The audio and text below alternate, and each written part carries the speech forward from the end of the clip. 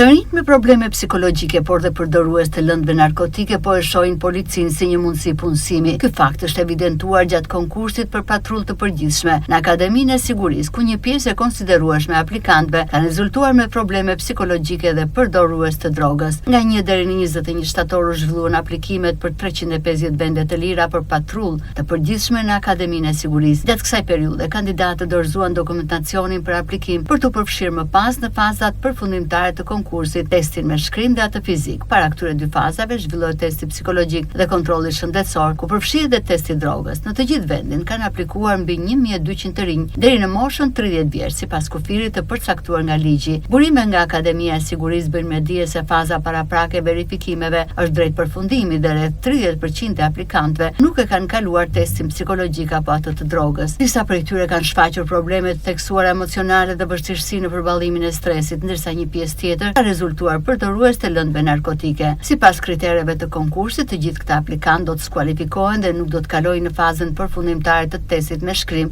dhe ati fizik. Fituesit që përzgjidhen në fund ndjekin një trajnim 9 mujor në kolegjin profesional të formimit policor në Akademinë e Sigurisë përpara se të vihen në detyrë si efektiv të policisë së shtetit. Ndërkohë ky fenomen ngre shqetësim për gjendjen emocionale të rinjve shqiptar, të cilët përballen me probleme psikologjike dhe përdorim të lëndëve narkotike që në moshë të re, duke reflektuar kështu krizën sociale dhe mungesën e mbështetjes psikosociale në vend.